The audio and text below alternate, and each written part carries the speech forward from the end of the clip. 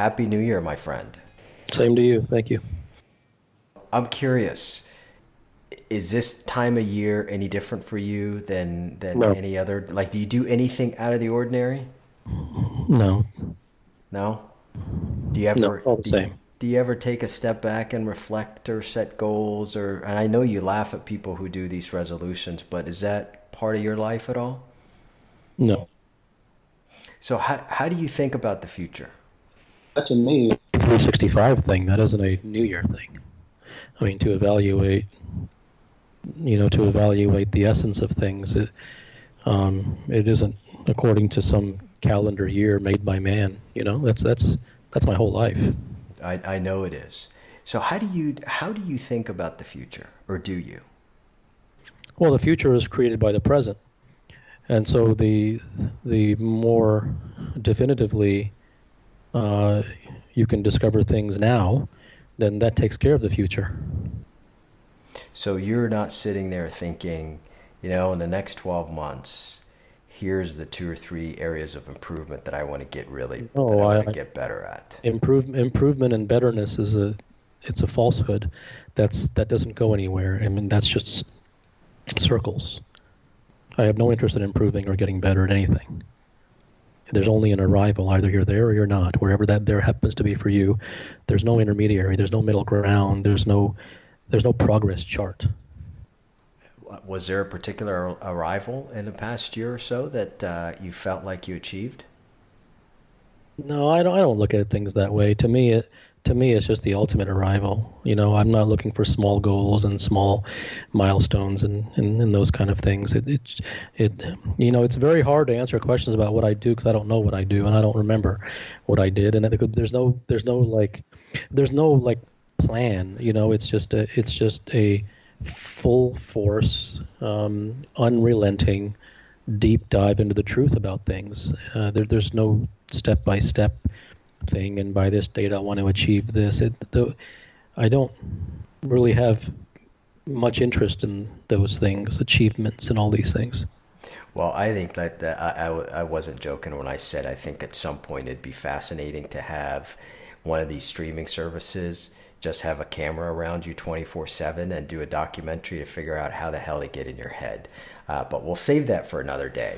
I want to take some time and reflect on some issues that I learned from people who listen to our podcasts this year. And I want to dig a little deeper into areas that I think our listeners are most interested in. There seems to be a lot of misunderstanding about a truth or the truth, what the truth really is.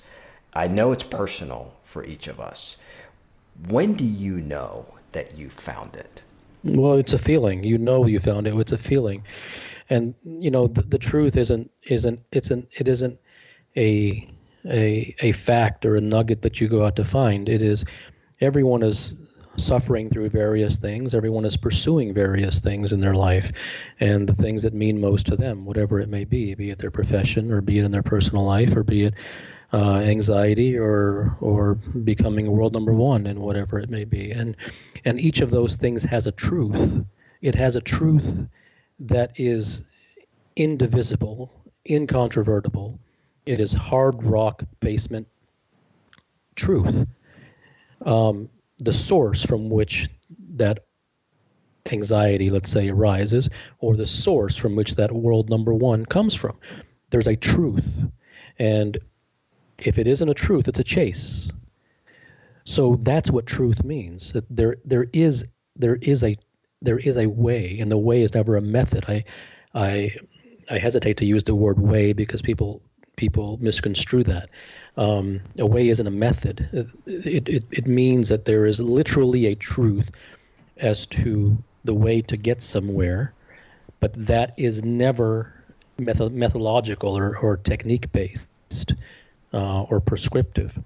So it is about hunting for what is the real truth about where I want to go, what the source of my wanting to go there is. Is it pure? Is it not?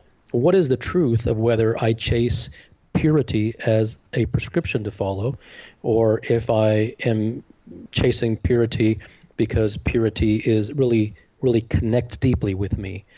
There's a truth behind all those things. There's an honesty. There is a genuineness. That's what is meant by truth. Truth isn't about discovering a bunch of facts or a bunch of knowledge. It is a wholehearted pursuit of the essence and the true cause of the effect that one seeks. And is that, are you, regardless of what it is that people are seeking, whether it is, like you said, to be world number one or to be the best leader that they can, are we talking about really understanding what it takes by drilling deep and asking ourselves questions to, and that's when that feeling is going to Sure. arise? But the first part, yes. Second part, no. The first part about asking questions and really examining the source of one's desires, yes. But then you said, is that how the feeling is going to arise? Well, as soon as you ask that question, now it becomes prescriptive, because now what you're saying is, Right, I okay, so got if it. I do that, then I'm promised that a feeling will arrive. So let me do that, and then wait by the phone, and then hope for the feeling. It doesn't work that way. So that's where everything falls apart. Is if you're doing it to get something. The pursuit is the reward. Not, and I don't mean the journey is a reward. That's not what I mean. The Hmm. purs- the Because the pursuit is to get somewhere. The pursuit isn't just to go on the pursuit. The pursuit is to get somewhere and to arrive. So that is its reward, because one will find it if that pursuit is pure. So, but it isn't that, okay, so if I do this, then I've been promised that a feeling is going to arrive. Well, that just falls apart.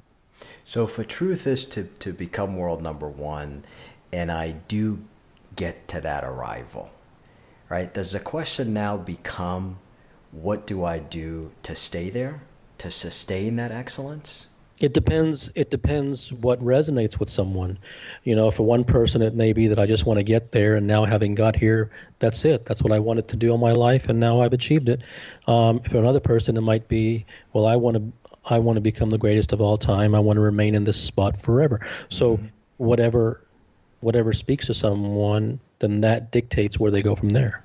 And it's continual self-examination. Is that what we're talking about? It's a dangerous word. I mean, I'm hesitant of any person mentioning any word, because I know where they're coming from. They're always coming from a prescription, and so I would say no, no self-examination, because I know what you mean by that. If there was a person in front of me who I had completely understood, and it was undeniably clear Hmm. that his was the genuine search for truth. He's the real deal. He's all in. He is totally devoted. He has devoted his life to it. And if that was clear, then that person can use self-awareness. He can use whatever word he wants, and he won't be in trouble, because I know where he's coming from. But anyone else, I know where they're coming from. They're coming from prescription. So my answer is no. Even though it's the exact same word, I know the spirit in which the question is being asked. Therefore, the answer is no. So, but I get it. So let's assume it's that For, person. let me say one more thing. For instance, imagine there's a monk in Tibet who wants to live in a cave, and it's 40 below, right? Hmm. Hmm. And he wants to remain warm in that environment. Well, he can cultivate tumo. Okay, so tumo is a type of meditation in which you can generate internal heat. Sure. Now, so if that person, given what his desire is, that okay, it's very practical, it's very here and now. I'm in the mountains, I'm in a cave, and I'm going to do meditation to develop tumo to increase my body heat so I can survive. Fine. That person can use the word meditation all day long. I have no problem. If anybody else uses meditation, the answer is no before they even. I know where they're going. I know where they're going. They're doing their 20 minutes a day crap, and I know it's nonsense. So no.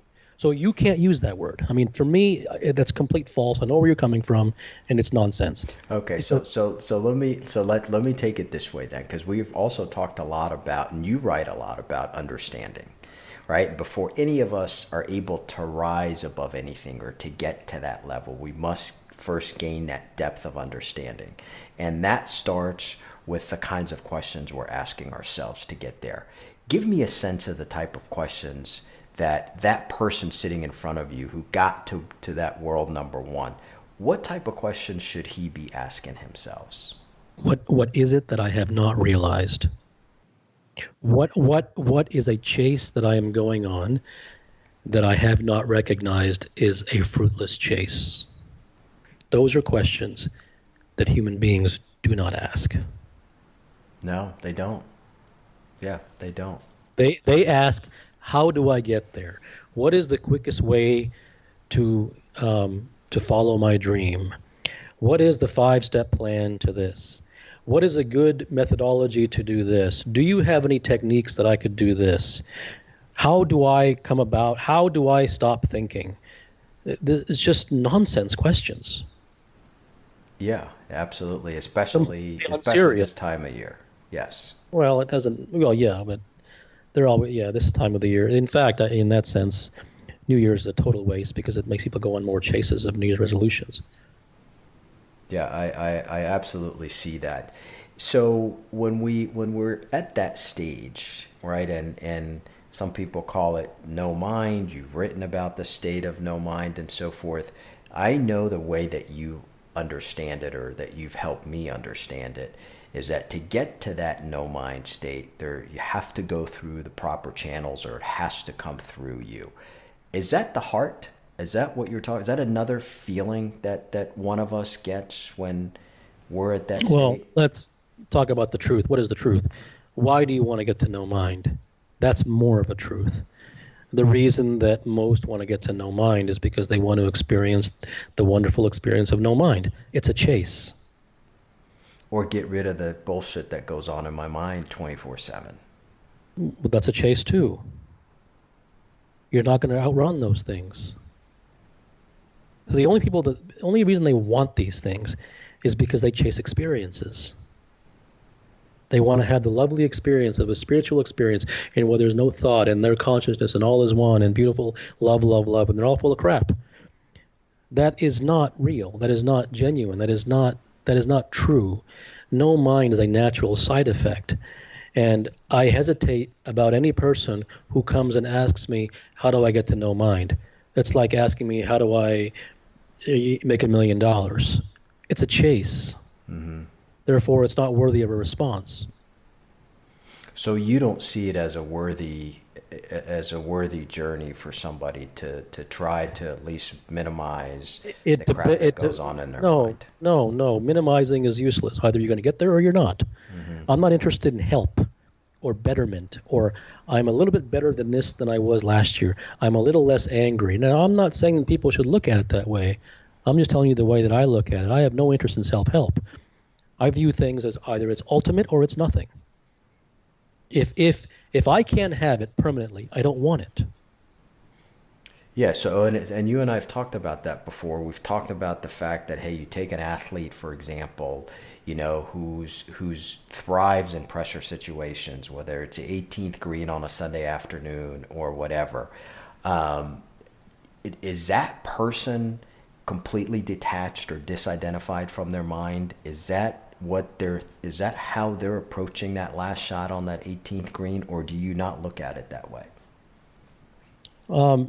No, I mean, it's true that athletes, they fall into so-called zone. They do fall into those things. And, no mind states do find people, and most people have experienced them. Mm-hmm. So what's the question? The question isn't how. Do you not see that as is that not considered in that no mind zone? Is that not in the thinking zone? I'm just in there and I'm gonna just I am completely detached from my thinking. I'm focused on this putt. No, no, because you can't talk someone into it. You have to understand what makes the mind go in the circles that it does, and you have to understand why the mind speaks, and you have to understand how the mind reacts in particular situations, what excites it, what subdues it. And in order to understand these things, you have to be of the DNA to want to devote yourself to truly learning about them, so that you can arrive in those places on demand. It isn't so. Performance is not about helping someone perform. I think that's a fundamental uh, falsehood of a pursuit. And that's where everyone goes wrong. They try to help someone perform better. That is not the point, because that's just band-aids. It isn't about helping someone perform better. It is about understanding the source of performance. It is about understanding the patterns of the mind. It is a deep dive into the truth about where these things arise from. It isn't about what things can we manipulate, what thoughts can I place into your head that might boost your performance. Who cares? That's such a menial pursuit. It's about ownership. It's about arriving. So so you just triggered something. I mean, obviously, as human beings, we all have limitations. Those are the things that we're continually examining. Is there, I mean, for you personally, what do you do to determine the ones that are most standing in your way? So if I'm asking myself a question, what is preventing me from moving from number three to number one? You know, it's probably a whole bunch of things. Or is there an approach for you to think about, hey, let me tackle this thing first? Um, First of all, that's a question that people don't really ask, what is preventing me? They usually ask the opposite of how do I? You've taught me well. Okay. So what is preventing the person is a lack of sufficient examination into what is preventing him. That's what is preventing him. So can you give me an example? Well, for instance, um, there's fear in becoming world number one, for instance. That could be one of the barriers. Mm-hmm. See, there's in not in looking for the method, one becomes blind to the way. And one becomes blind to the way because in looking for the method, he becomes blind to the things that are standing in his way. So what prevents someone from going from here to there isn't that he doesn't know how. It is that he is being blocked from getting there. So it is about removing the blockages, not creating a technique. Part of moving that blockages is that learning how to or becoming attuned to some of the things that we're attached to. No, learning the blockages is seeing the blockages. So fear, And as an seeing the block example, is that what and you're talking about? seeing the block, whatever the block happens to be. Mm-hmm. Seeing the blockages, one has to be looking for the blockages. And that's part of the whole questioning process. Yeah, that's the direction in which the truth is found. It's not found in the direction of how. It's found in the direction of why am I not? It's found in that direction. It's not found in the direction of how do I. When you talk about legend and or legends, I know it's about sincerity. I know it's about, purity and devotion. But in your eyes, what makes one? The desire to become one. And it's just that constant quest to become one. But it doesn't have to be constant. It's got to be deep. Where one goes is a function of how deeply he longs to get there and how serious he is to getting there. Everything else is secondary. Mm-hmm. And then I know you don't give him any answers, right? But when that conversation continues and you can see that they're really dead serious about that pursuit of legendary, do you just what do you do to help them start to formulate that thinking in order to try to get closer to that? There's no doing. It's whatever happens spontaneously. Whatever one is ready to hear, he will hear when he's ready to hear it, and I will speak it when I feel like he's ready to hear it.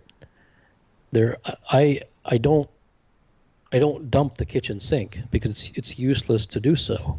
It's a person has to be ready to hear a certain level of truth.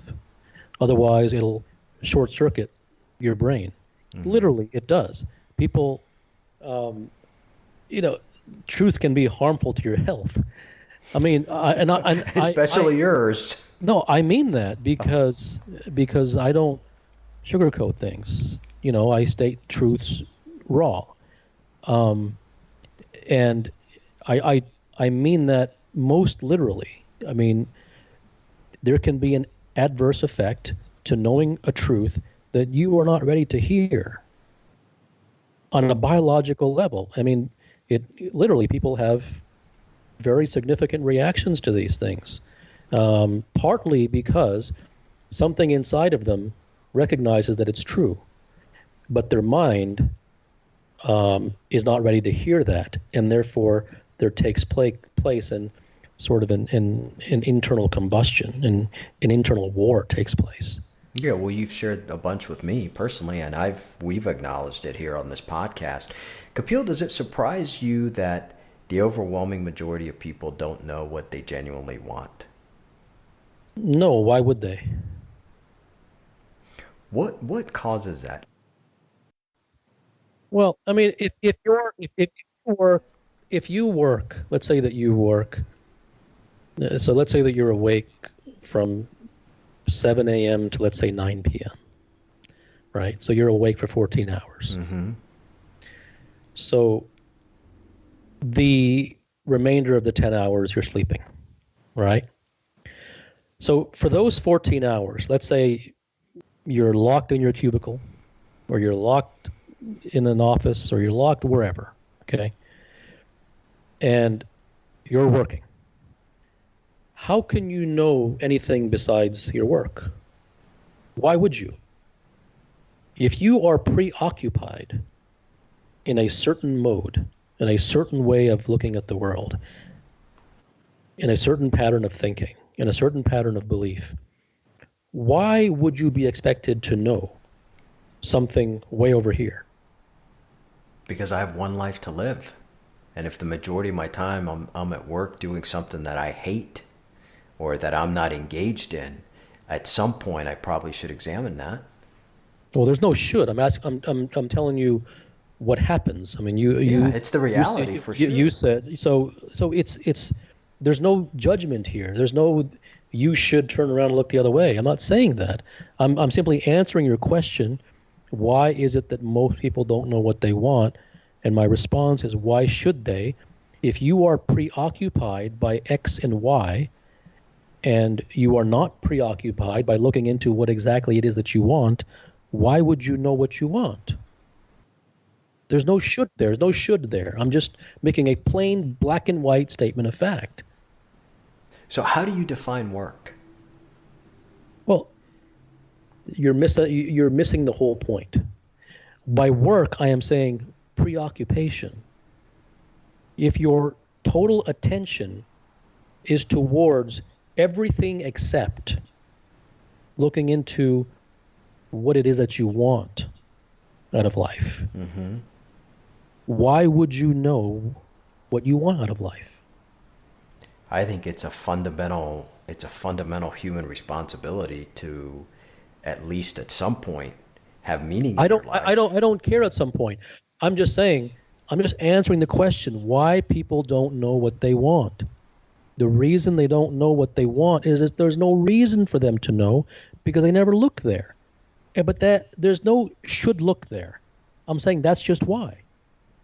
You talked last time, we talked a little bit about, and you brought it up here sometimes, that fear gets in the way of a lot of things. And we were talking about fear of failure, and you kind of jolted me by saying, well, no, maybe perhaps it's fear of success, and we went down that road.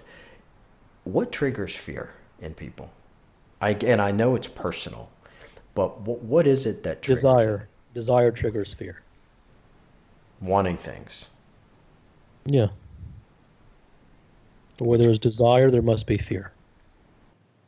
I get the fact that fear is triggered by desire. I get the fact that fear is triggered by things that we want that for whatever reason seem to be far away.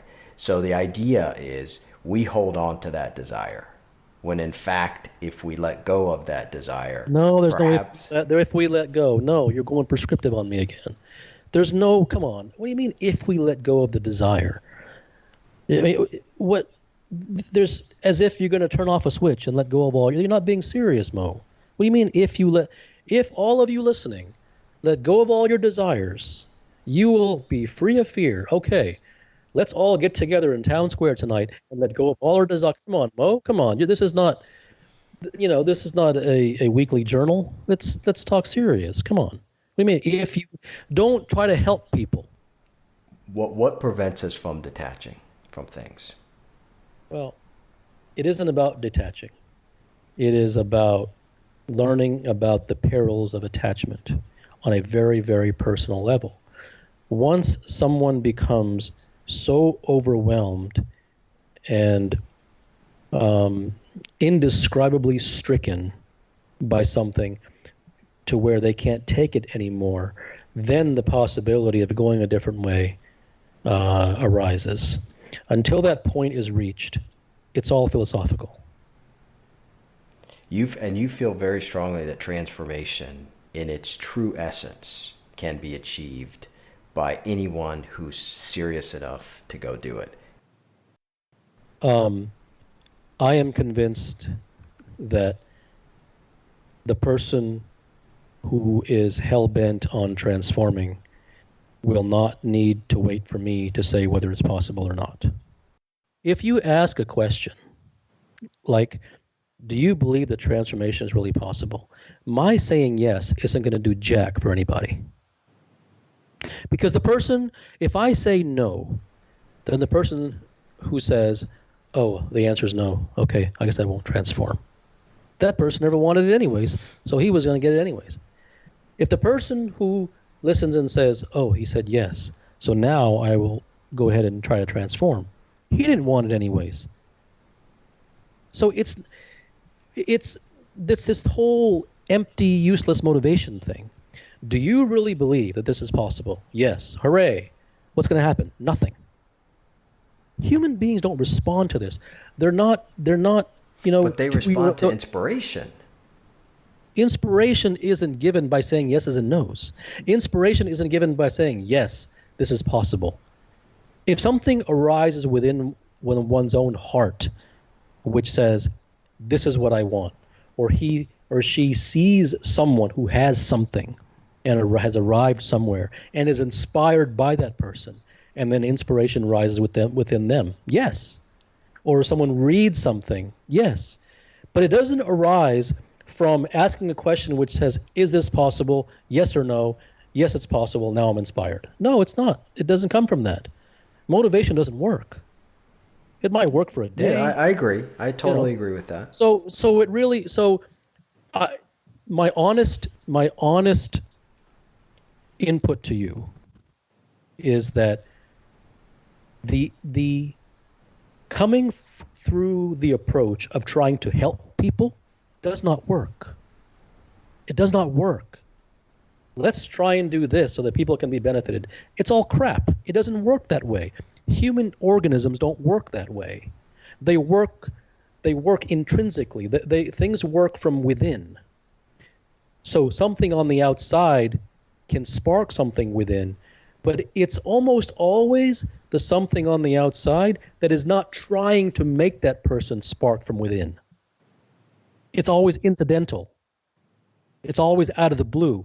The way that you most affect someone is when you say something and you don't even know that you said it.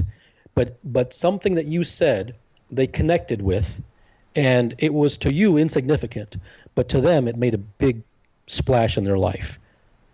Things never happen through this neat and tidy volition and rah, and this is the way to do it, and yes, you can. It's all crap. And listen, I see your point. So if helping people is an obstacle or is a challenge, what is a more appropriate way to think Speaking about the it? truth. So is speaking the truth, is learning from others part of that truth? It depends who the other is. The legends that you're talking about, not the 100 books that we're talking about. Okay. So it depends is learning from others. It depends what you mean by learning. and it depends who the others are. Okay, so even if you satisfy the others by saying, "quote the legends," fine. If by learning you mean mimicry, no. And once again, I know where you're coming from. And So that's where so everybody comes instead from. of learning, like So what's a learning better from it so isn't the habits of people who have become a success, and it's nonsense. No, can you learn from another person, who legend or not? Yes, absolutely, absolutely. Um, but only if they say something that is genuine.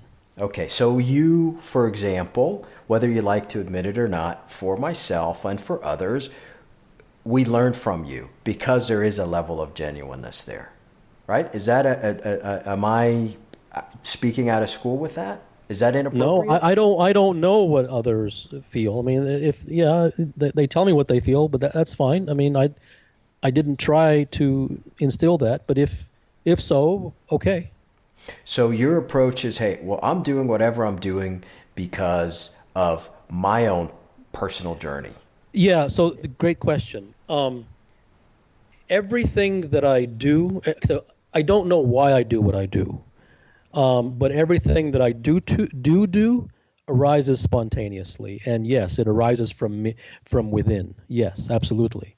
It is very personal. Everything arises from whatever lives inside, a desire to find the truth, but it isn't done for a purpose. But isn't part of the purpose to find to seek and see that truth for you? Sure, it is, but that isn't. It's a purpose in that it's a pursuit. So yes, I am pursuing it to discover the truth, but it isn't some overall purpose to help mankind and all this stuff. Okay, for you. So is that why you say performance is a side effect? That if we Performance is a side effect. If you try to perform, you will not perform. All great things come from effortlessness, not from effort. yeah, that's tough for people to wrap their arms around. What does that have to do with anything? I'm not here to make it easy. I'm not here to make it tough. I don't care. So why does it matter? Why do you say that? Why do you say that's tough for people to? I don't. So what? So I should not say it then? I mean, okay. So what's the difference? Whether it's tough or not, who cares? What's the difference? There is no difference, That's right? why it's not. See, but the point that I'm making is, you said that that's tough for people to wrap their arms around because you view it from a standpoint of help, and I view it I from do. You're right. I view it from a standpoint of stating the truth. Everything else be damned. I get it, and I think the thing that the real aha for me during this conversation was this whole idea of seeking to help somebody, that Yes, desire to help people, yes. that's Which something. which is basically nothing more than ego, and that isn't a bad thing or a good thing. I know your mind's going to go there. It is not a bad thing or a good thing. It is simply an ineffective thing. It is an empty thing. And for you personally, has that ever been, because you've always written, you've always people have always approached you for advice or counsel or coaching. Have you ever had that desire to help people? Um, the more sincere and serious I became, the less of a desire that became. And was it understanding that the greatest thing that you can do for yourself is help yourself? And if others benefit from that, great. If they don't, that's great too. Um, it's about we all go through different things in life. We all have various experiences. We all go through our own forms of trouble and life bringing storms, and so you those become a window into examining the source from where such things arise. Um, so everything is about learning the truth about where you are, where you want to go, why such and such has happened, uh, and whatever comes from that by side effect that another may take something from, it comes. But it's but if I write something and I find myself trying to help, I stop writing. That's not the way. Because I know that I've moved, in that moment, I have moved away from uncompromising truth, and I've moved towards an egoic desire to help. And that is not satisfying at all. Makes total sense to me. Let me ask you two more quick things. It seems like the beginning of most transformations that I've seen in people start with a crisis. What is it about a crisis that always kind of Well, ignites human this? beings do not change unless they're standing at the edge of a cliff with a knife to their throat and a tiger standing in front of them. That's the human beings are 12th hour creatures.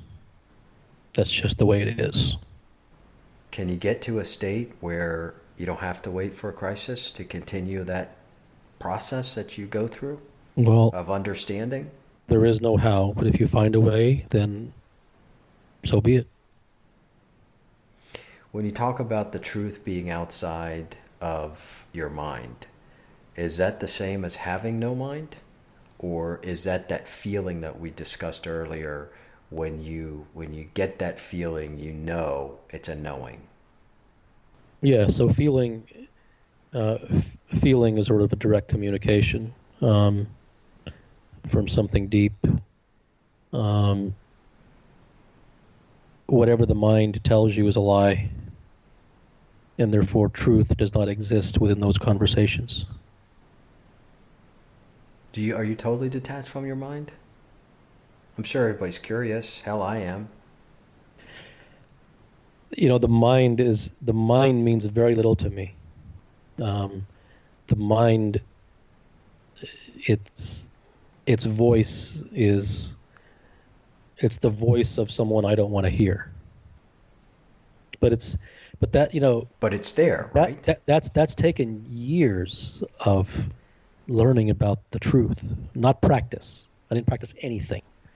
Um, that takes years of learning about the truth uh, to to be really that suspicious of the thoughts that go on intimately inside your own head. And part of that truth is that all of that is bullshit. It's all nonsense. Yes, it's all lies. It's all conditioning, and it's all beliefs, and it's all opinions, and it's all circular. It doesn't go anywhere. There's no truth there. It's all intellectual jargon. And is there a sense of freedom, Kapil, when you reach that state where you're at, where you really do disidentify with all that? Well, there is absolutely a sense of freedom, but the freedom isn't a good experience. It's just freedom. And I say that because so what? I mean, the way that you asked it, as if the freedom is going to feel good, and it's not about that. Um, it's not about a chase for an experience. But it's another layer removed to getting to that truth. Freedom from the mind is the ultimate freedom. And you're there. It doesn't matter. We're curious, man, that's all. It doesn't matter. It's just that's just that's just comparison and competition. It's irrelevant. It's how long did you meditate today? It doesn't go anywhere. It doesn't matter. It's where I am, and it that has no impact on your immediate life. There are issues in everyone's life that are very immediate, very acute, that require their attention. But your life devotion to the work that you do on yourself, whether you like it or not, is inspiration to others. I don't do any work on myself. What do you call it? What do you call it? Examination? Well, it doesn't matter what I call it. I'm just saying that it's not in the vein that you're sort of putting it, where it's working on myself. I don't work on myself. It is it you know it is a direct examination of the truth about things, and that isn't a different way to say it. I don't do any work. I have no rituals. I have no meditation. I have no mindfulness. There's no practice. So I literally mean that. There's no work going on here. I know you don't, but when you get up and write, You write what comes through you. Is Yes. there learnings through that writing that helps you kind of peel away to get to that truth? Yes. And Because you that don't truth, call that work. because That's just purity. no, absolutely not. There's no work. There's no hammer and nails going on over here. There's no work. It happens instantly. It's non-work. It happens instantly. It isn't about what I do, it's where I live. So I live in that soup of swimming in an ocean, you know, dissecting truth. But there's no practice. I'm doing my best to remove that whole charade of penance and practice and ritual and technique, and you must work on yourself and you must pay the price, and you have to, it's none of that stuff. It's none of that effortful stuff, and face the things that you don't like, and that's all just crap. Listen, all the problems that you have, right? Anxiety, fear, pain, failure, whatever it is. Worry, all of Right, that. right, all that, right. Did you work to get those? Of course not. Okay. So if you didn't work to get them, why would you have to work to get rid of them?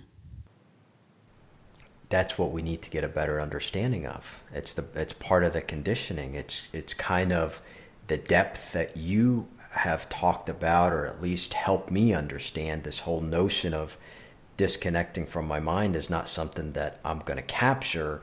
It's this thing that is available to me that I got to access, and that's what I'm trying to understand.